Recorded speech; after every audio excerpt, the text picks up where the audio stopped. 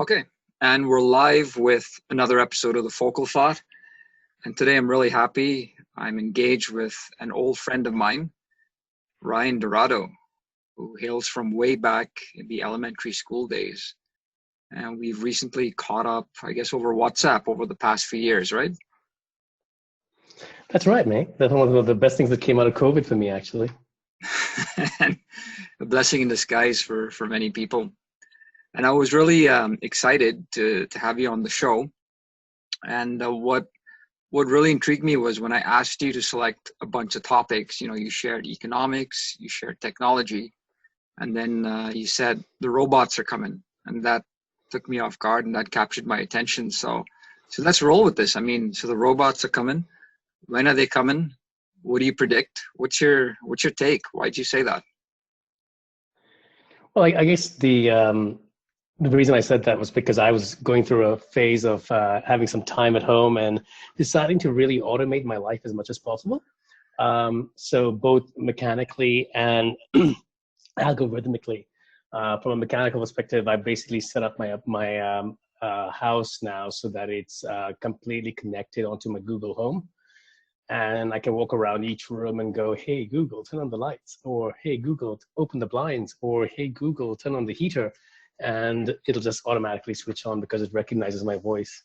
And that's been kind of an interesting, fun thing to do, quite occasionally taking it to the limits of being able to turn my music in the shower and sing along to it, as opposed to just doing it a cappella. But algorithmically, I've basically been taking it to the robotic process automation to my work. So I've got a setup at the moment where using my work systems, I can basically do my work at twice the speed of my work colleagues. We don't all have to follow a standard process, but the way I do it is I utilize the full extent of Microsoft's tools, and plus I have Google overlaying some things over it. And so it becomes a lot more efficient for me to just play around with the various screens I've got open and get my work output just down really quickly. Sure, yeah. So I mean, when you say, the robots are coming, I mean, there's a literal sense to it, but before that, they're sort of here indirectly, right? I mean, I think of that Matrix movie where, Keanu faces the machines, and that's sort of the sense, where we are and where we're heading to. I mean, I almost think that there's two camps, and there's always been two camps to this sort of thought of technology, and then technology sort of knowing it's technology. So sort of getting somewhat of a sense of a consciousness. I mean, not to the level of humans, but again, like you're saying, algorithmically, it's sort of taking control over, and, rather than we controlling the technology, it sort of takes control over itself. But, just basically people are, they're either against it or for it, right? Those who are against it say things like it's going to take over jobs, it's no good for human capacity. But those who are for it, like you're saying, they say that it'll take over workflow processes much better. The error rates are much lower. So what's your, your sense on that, or your take on that? Well, robots are robots, and they can take over very mundane tasks very well, right? So when the robots first started coming, it was in the automotive industry in the 80s, and a lot of people were criticizing the fact that the Japanese initially invested in robots to build cars. Nowadays, where we're seeing a lot of robot process automation is in very mundane tasks. Like I used RPA at one of my clients previously, where we had to reconcile accounts payable and invoices. So we had to pay 100,000 invoices, and we couldn't match them against purchase orders. So we had to use algorithms to very efficiently work through it. And otherwise, we'd be paying an individual to do a very thankless, boring task of trying to call around, look at documents, reconcile documents. It's not higher level stuff. Sure. I think ultimately it will get high level. One of the things I was listening to this morning before joining on was a product review of a looper pedal, which can basically work out. With looper pedals, you set a track on and record it, and it stays with, and it basically records it and stays at the same beats per minute. This pedal can automatically and dynamically adjust because it can hear the drummer And if the drum is out of key, out of sync, it automatically adjusts the loop to be able to be in sync, which is incredible, isn't it? Oh, nice. Yeah, because I mean, the traditional loop pedals, they just, they record what you're playing and they just play it back verbatim, right? With no care of dynamics or tempo. Exactly, and this pedal is able to dynamically adjust. So if you, as a musician, start to pick up a piece and move from slow to a faster beats per minute, the pedal can pick that up and it automatically adjusts the loop that you've recorded to be able to fit in the groove. Correct. Yeah. And yeah, I mean, you're right. Like, so for workflow processes where, it's a lot of mundane tasks, technology is great for that. I mean, AI is great for that because it won't get tired. It won't get bored. It'll just do what it's programmed to do, right? That's right, and I think it allows a lot of people rather than having to drop the emails and having to work through menial tasks. It just will figure it out for you. One of the things that my email does for me is it blocks out time to be able to do the work that I set to do based on my task list. So I've actually put in when my task list gets automatically generated from my OneNote based on codes I put in my OneNote. It sets up a to-do list, and then it works out for the end of the day that I need to, based on the deadlines I assigned it, when I should be working on it and how long I should work on it. And my calendar blocks out so that I can spend my time not in meetings, but working on my client work. How Well, cool that's is cool. that? That's an interesting concept. So what's an example of that? So OneNote is sort of like the brains of the operation, the way you've Yeah, set it up. essentially, the way I've set it up, it's predominantly Microsoft based, my applications. But I've Yeah. got OneNote. I'll be talking to a client. I'll be recording things on my OneNote, and then I have Google Home running side by side. So occasionally, if I have a to do, and it's urgent, I will hit the pause button, hit the mute button on my phone, and I'll speak to my Google and say, hey, Google, can you record this to do? And then it'll list the to do. And then I make sure I look at all my Google to-dos by the end of the day. Now, if it's not urgent, I type in a code within OneNote that basically indicates that this is an action and that it will take me 30 minutes to do or 60 minutes to do. And then that syncs into my Microsoft to-do list. And the Microsoft to-do list looks at my Microsoft Analytics, and then it basically blocks out time in my diary. So I've got standard time blockouts, and then I've got added time blockouts to be able to do my tasks every day. And yeah, the system basically works it out based on what I've got in my calendar. So the level of technology Microsoft's been putting into its product suite and the integration actually is been phenomenal. And yeah, if anyone's looking for a company that's going to really define the next couple of years in terms of workspace productivity, I think that's Microsoft. Well, that's amazing. And you're still retaining control because at the end of it, you're telling the software what it is that you want to do. And it's just sort of like a virtual assistant. It's just lining up the task for you, right? Exactly, yeah. Now, does it I'm in get to a control. point where the software can, with the algorithms, figure out what is the most efficient way for you to work and then dictate those tasks to you? It doesn't know. So that's where self-knowledge and self-awareness and is really important. So I know waking up in the morning is my most creative time. So I tend to schedule those tasks at the start of my day. And at the end of the day, I'm fairly good at like criticizing and challenging documents. So I review things at that point. And then I spend some time on my weekends looking at new content and making sure I'm across what's going on in the market, so that when I speak to my client, that it comes up. Got it. So you're still the architect of it. Yeah, I'm the architect. I'm the thinker. I'm allowed to. I've given more space to be creative rather than administrative. It's a whole bunch of new things in there. Got it. So we're seeing the phase where the administrative portion has been taken over by AI for, again, those mundane tasks. And again, I'm bringing it back to those two camps that are either for AI or against it.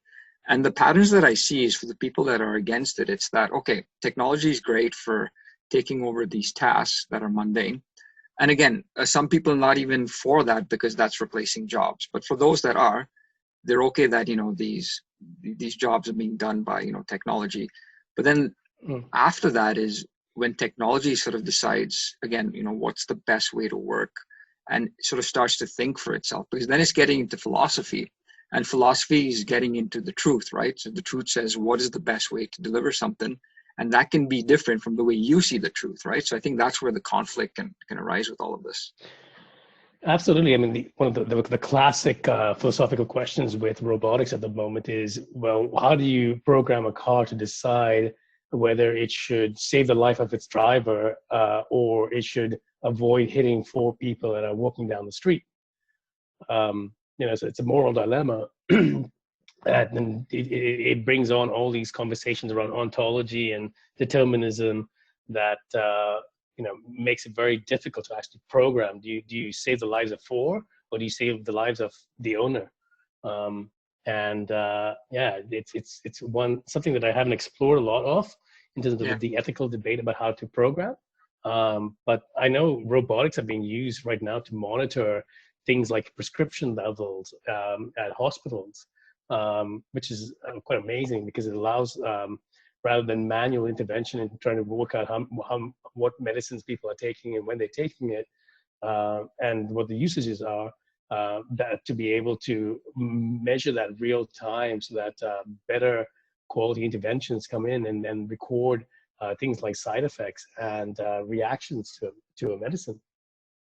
Correct. Yeah. And I guess, what I mean, currently and ongoing, that truth debate will always be, ongoing, because I guess even within humans, we can't come to a general consensus of truth, because truth is also based on perception, right? One man's poison might be another woman's, sweet wine kind of thing, or vice versa. Absolutely. I mean, what is truth? Truth is a matter of perspective, isn't it? Yeah. I mean, again, depending who you ask, right? Absolutely. I mean, I remember in high school when we were learning history, and we went through a British version of Indian history and how they perceive things. And I remember going through India and traveling through India and understanding how differently the Indians viewed colonialism. And that, just kind of blew my mind. Yeah. To the lens of their eyes, right? Yeah. Like, I remember understanding human rights issues from the perspective of not being in Dubai and understanding how the rest of the world saw Dubai in the 1990s. Things like camel jockeys, the young boys that would be strapped to the back of a camel, and the camel would be set off to run with the boys strapped on their back, and these kids were like 8 years old. I never knew that growing up in Dubai, because we used to watch it on TV, and it wasn't seen to be anything wrong with it. Correct, yeah. And, truth is stranger than fiction, they say, right? Sometimes. Truth is stranger than fiction. So then, I mean, like there was this debate that went on with Sam Harris and Jordan Peterson. I don't know if you heard about that. I think it was some time ago. And it was Sam Harris who had Jordan Peterson on his podcast. And I think it was about a 1-2 hour series, the length of the show. And he started off by asking him a couple of questions, and then he wanted to sort of get his definition of truth. And Jordan Peterson said that his definition of truth was anything is true as long as it evolves into something good. So truth was based on evolution, and the evolution had to be in a positive forward direction. That was his condition for truth. And Sam Harris was, from the point of view that, no, truth is truth. Whether something is good or bad, it evolves forward or backwards. It doesn't matter. It's what you see, what it is as is. And they never got through that first point. They actually debated the whole podcast on it, and then it went on to, different successions, which I thought was really cool of Sam Harris to not proceed to the next point, but just to sort of, try and say, okay, listen, if we can't agree on this, we can move forward. So with, AI and technology, if people can't agree on the basic, software programming, how do you see things like in the future? Do you think there's going to be conflict in the way we interact with each other because of that? Or any thoughts on that, on how it applies to AI and technology? Well, there's with any great technology like dynamite, there's good and bad things that came out of it, right? So Alfred Nobel invented dynamite to be able to help with construction projects and be able to blow up holes for dams and for tunnels. But Yeah, quite quickly, people realized it's explosive power and then used it for weapons. And when he won the, before he died, he regretted his invention. I yeah, think AI has got the possibility for good and evil in life, and I found it's made me very, very productive. But it's also made me addicted to learning more about technology and being a victim to technology.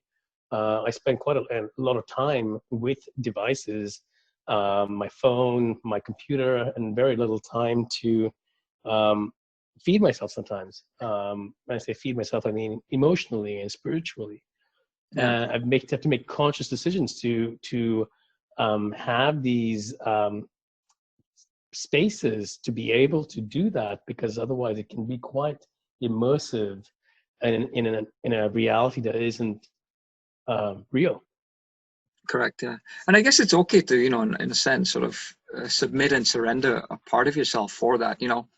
For example, just something as simple as telephone numbers. We used to remember them off the back of our heads, growing up before, the phone technology. But now, you probably just might remember your own or your spouse's or, a beloved family member, and you wouldn't know anyone else's phone numbers because the phone is in charge of that. Same thing with GPS. You'd be able to sort of mentally direct yourself in a car or, by walking to a certain, navigation point. But now you just submit into the hands of GPS, and even within your own city, you might not be able, to navigate without the GPS, right? Because you sort of surrendered onto the technology taking it over.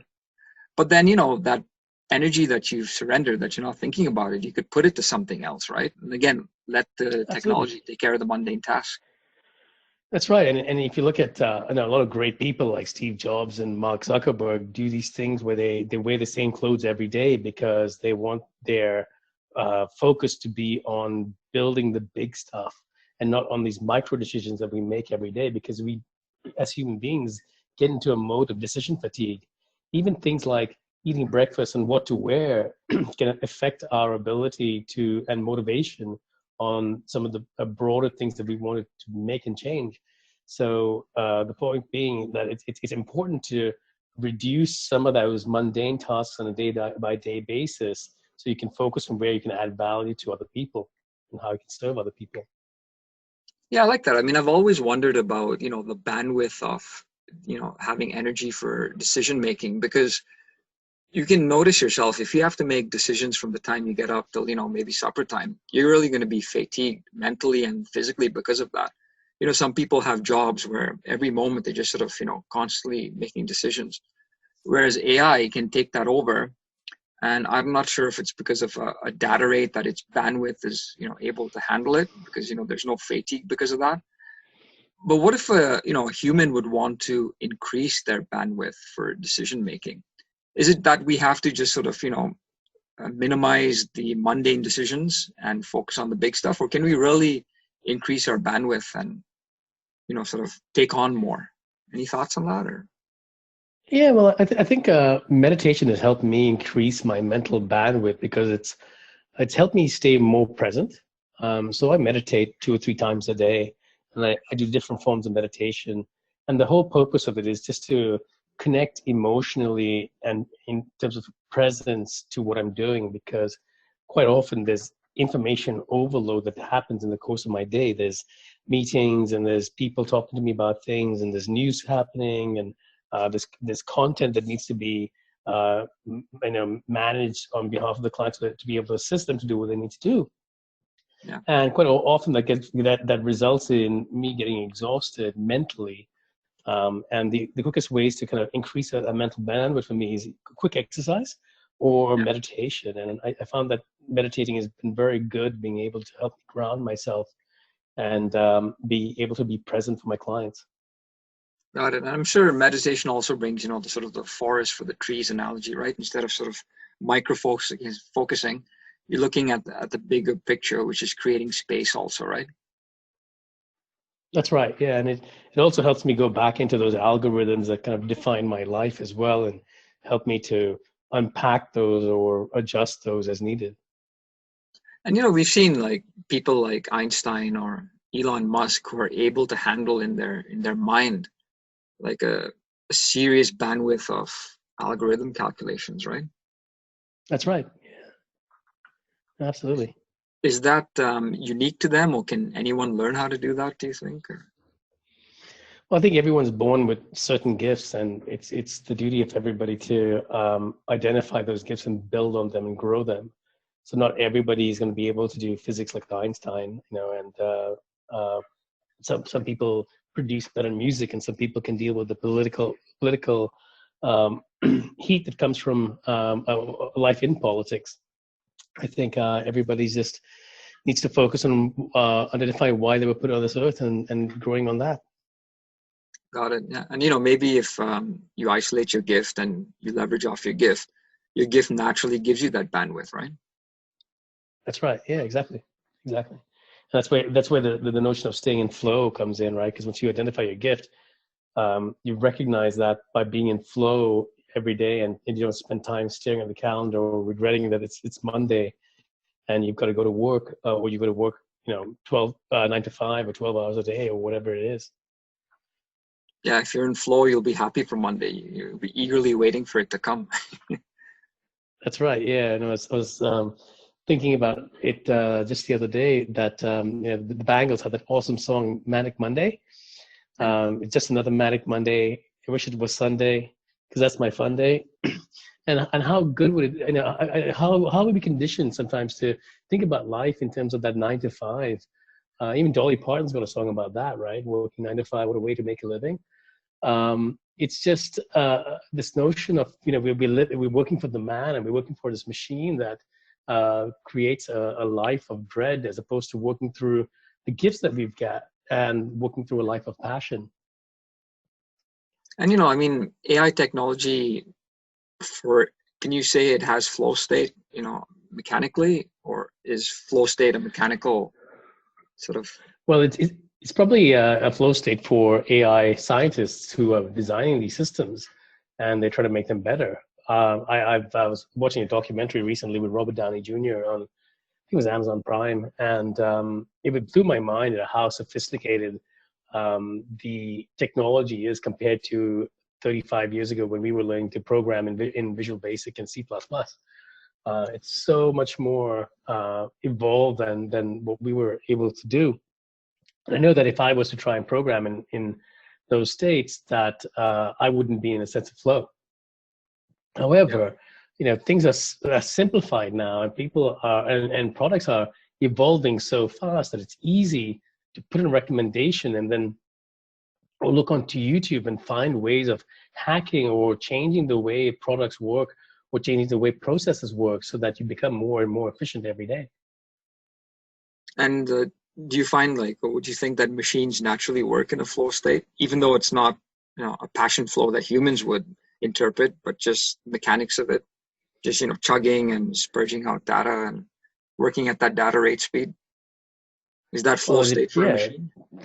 That's what they're designed to do, right? One of my favorite analogies is that of a fan. When a fan has a dial that goes on certain speeds, and the fan's is designed to operate at its optimal speed, its optimal efficiency at a certain speed. You can adjust it, and it's the same with machines and processes. The computers work and are designed to be able to use energy to drive efficiency at a rate that it's designed to do, and a design that can be controlled by the operator. And I think that as a result drives more efficiency than if we had somebody standing with a big palm tree leaf or a palm leaf and then waving that in front of us. And a machine wouldn't care whether it's Monday morning or Friday evening, ready to go to the pub kind of thing. Absolutely not.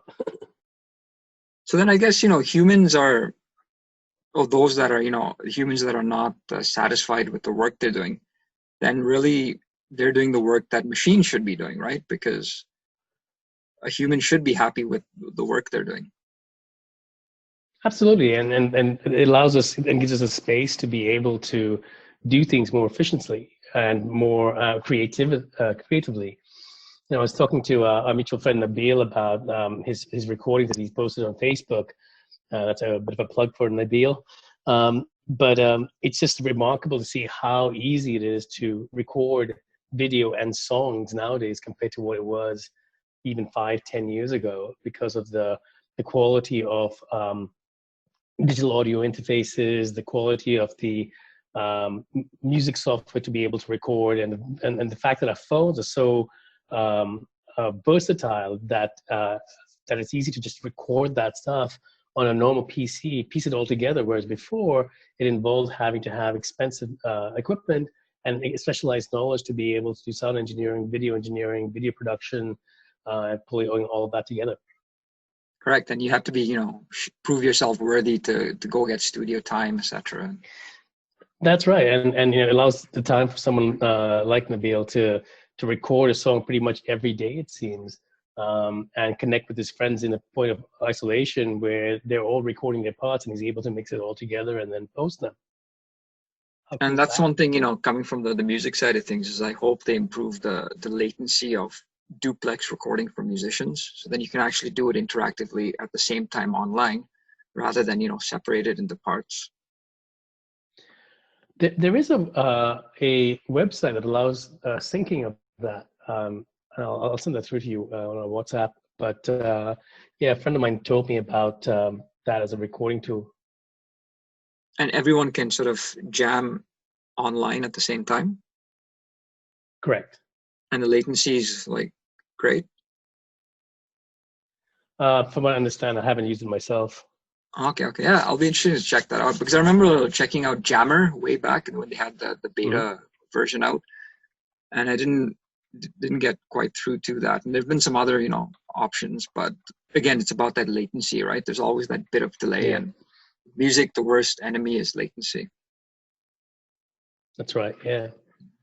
So do you think that, and I'm sure it's headed there, maybe I should ask you, how soon is it?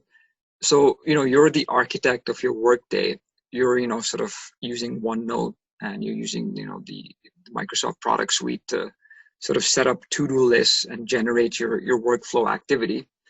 Does it get to a point one day where you as the architect gets overtaken by the AI response actually calculating efficiency better than you're dictating it, and you've sort of created your own worst boss? People ask me that because I'm getting so much more efficient that people be like, oh, don't be careful about who you tell that to, because you'll get more work. But for me, I just want to give as much value as I can to the people I work with. So I don't really question that, and kind of work at my own speed. Well, I don't mean that your boss is going to give you more work because you're more efficient. What I mean is that these tasks that you're sort of getting AI to look after, the AI might decide that, what, Ryan, sorry, what you're dictating is not the efficient way. Let me tell you what is the efficient way. And AI doesn't know that you're just a human being, but it's giving you a workflow to do that AI can do, but you can't do, right? And then you're I would love that. I would love that. It would tell me how to do my tasks more efficiently. But it might also come with, maybe volume or speed of activity that a human might not be conducive to, right? Like you might not be feeling well or something, or might not be feeling like working because you got something else. But AI says, no, you got to do this right now by this time at this level, and you've created this for yourself. Right? Well, that's why there's an on and off button. Yeah, fair enough. Because that's what I think people are afraid of. They're afraid of, their jobs being taken over, but then the job should be taken over if it's, at the efficiency to bring in, more business, more profits, to let humans, focus on something else. But then again, that, the efficiency that the AI might dictate and take on its own. And again, that difference of truth, we're coming back to that same, the two camps, for and against. Absolutely. And I mean, another example of AI in music is robots that can actually jam or create backing tracks or compose as well. There's been, computerized symphonies been written purely based on themes and a sequence being driven by the architect, but a lot of the actual notes underneath that get produced by computers. And that blows my mind. That people are able to program things like that. The Yeah. question then you ask is there going to be a time where all the music becomes computer generated? I'm sure it's evolving to that where, humans might not need to Yeah, compose anymore because the machines are composing for them and playing for them, absolutely, right? I and mean, exactly. The music, electronica, for our generation was people not learning to play instruments, learning to play computers that had musical instruments built into them or sounds built into them.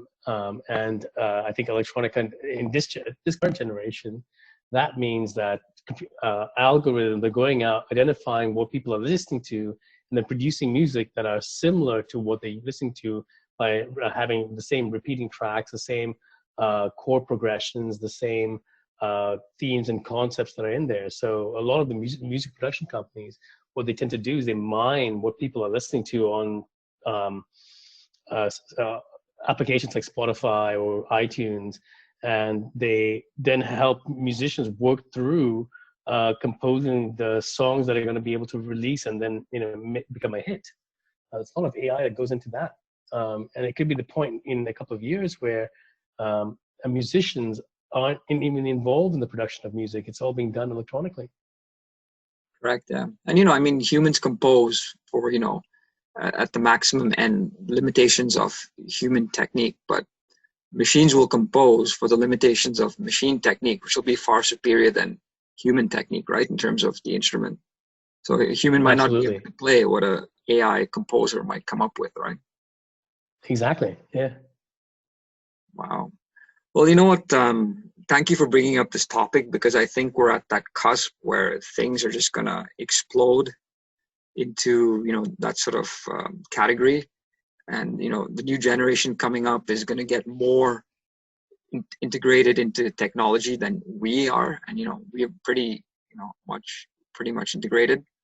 And it's a fabulous future out there. And again, I bring out these other opposing arguments just to play the advocate, but I think it's going to really help a lot. It's going to, upset a lot of people, but it's part and parcel, right? Like when the desktop came That's along, right. same thing's going to No, happen again. absolutely. I look at when I started my career 20 years ago, and some of the tech that we were building, so semiconductor. I used to work in a semiconductor factory, and our transportation systems group was building chips that went into cars. And it kind of blew my mind. Like, so these were chips that went into things like cruise control systems. 10 years later, 15 years later, companies like BMW were producing lane assist technology, so that if you went over your lane, it would help automatically steer you. 10 years later, we've got driverless cars coming out. Yeah. And what's going to happen in the next 10 years is very difficult to predict, but it's going to be incredible to see. Well, who knows? We might not be having this conversation. Like the machines might be doing it for us, right? So we can just sit back and listen to what we have to say. Absolutely. That's right. Yeah. Thanks again for coming on the show, and I really enjoyed this. And I wish you well with your virtual assistant. And I'll see you back on WhatsApp. Thanks, Laney. Thanks, Ryan. Amazing. Cheers, mate. Bye.